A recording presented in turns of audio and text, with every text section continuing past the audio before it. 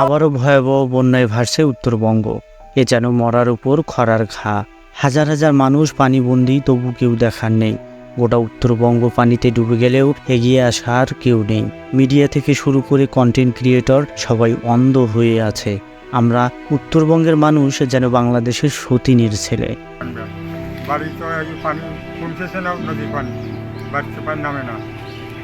হ্যাঁ, বাড়ি ভাঙি গেল, আসে ঘর সারে মানুষ ডাকে টোকে নিয়ে আসে সর্বনাশ। আবার জমিগুলো গেল নদী, আবাদগুলো ডুবে গেল, তাহলে এগুলো আমার কষ্ট না। ফেনী সহ দেশের 11টি জেলার ভয়াবহ বন্যার রেশ না কাটতেই ফের 5টি জেলায় বন্যায় প্লাবিত হয়েছে। অব্যাহত ভারী বর্ষণ ও ভারত থেকে নেমে আসা পানিতে তিস্তা ক্রমশই বিপজ্জনক হচ্ছে।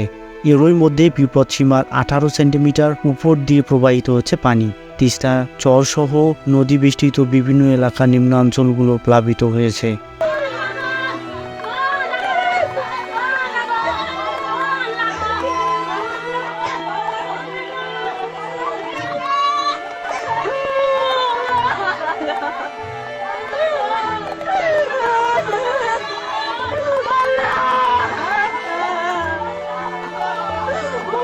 এবার কুড়িগ্রাম, লালমনিরহাট, নীলফামারী, রংপুর ও গাইবান্ধা জেলার 23,000-এর বেশি পরিবার পানিবন্দী হয়ে পড়েছে।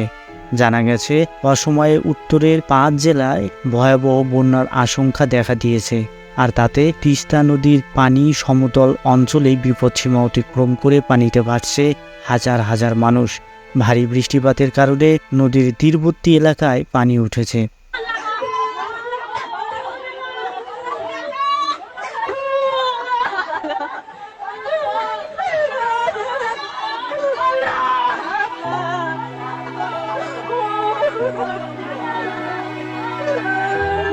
বন্যা পূর্বাভাস ও সতর্কীকরণ কেন্দ্র থেকে বলা হয়, গত কয়েকদিনের ভারী বর্ষণ এবং ভারত থেকে নেমে আসা পাহাড়ি ঢলের কারণে রংপুর অঞ্চলের তিস্তা নদীসহ সবকটি নদ নদী পানি বেড়ে চলেছে।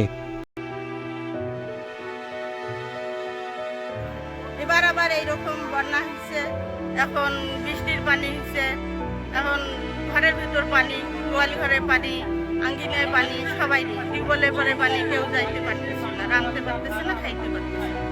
তিস্তার পানি ডালিয়া পয়েন্টে বিপদসীমার 18 সেন্টিমিটার উপর দিয়ে প্রবাহিত হচ্ছে। পানি বৃদ্ধি অব্যাহত থাকায় রংপুর বিভাগের জেলাগুলোতে বন্যা দেখা দিয়েছে।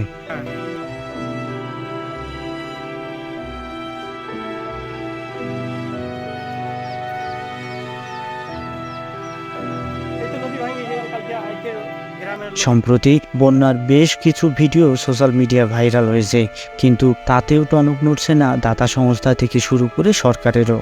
কোনো প্রকার সাহায্য পাওয়া তো দূরের কথা, এখন পর্যন্ত মিডিয়াগুলো খুব ভালো করে বন্যার্ত মানুষদের কষ্টের তথ্যচিত্র তুলে ধরছে না।